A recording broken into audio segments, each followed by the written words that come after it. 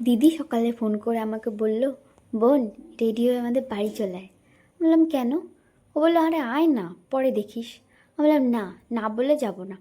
তারপর বললো, আরে তোর জিজু বললো কি লাঞ্চে নিয়ে যাবে, তাই বোনকে ডেকে নিতে। তাই বললাম আচ্ছা ঠিক আছে।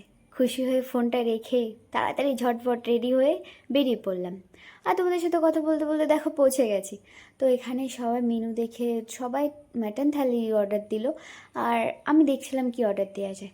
তো বললো কি দুপুরে এসেছিস তুইও ভাতই খেয়ে নে, আর তুই মাংস খাস না, তুই তাহলে ফিশ থালি নে। আমি বললাম আচ্ছা ঠিক আছে। আর আর থালিতে কী কী ছিল জানো?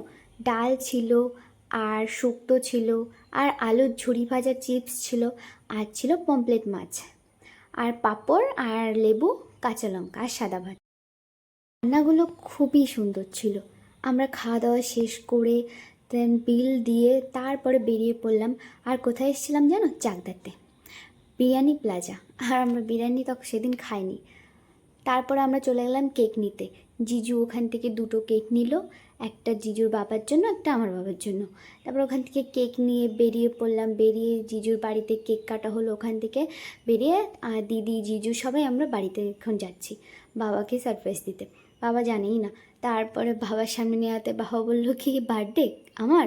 আমরা বললাম না বাবা, আজকে ফাদার্স ডে, তাই জন্য কেক এনেছে জিজু তোমার জন্য। বাবা তো খুব খুশি হয়ে গেলো। তারপরে কেক কাটিং হলো। তারপর আমি কেক খেয়ে দেখলাম খুবই সুন্দর ছিল। আর এই দুটো বাচ্চা আমার দাদার ছেলে, ওরাও বললো খুব সুন্দর। তারপরে পুদিনা পাতা ছিঁড়েছিলাম দিদিদের যাওয়ার সময়, ওরা বললো নেবে।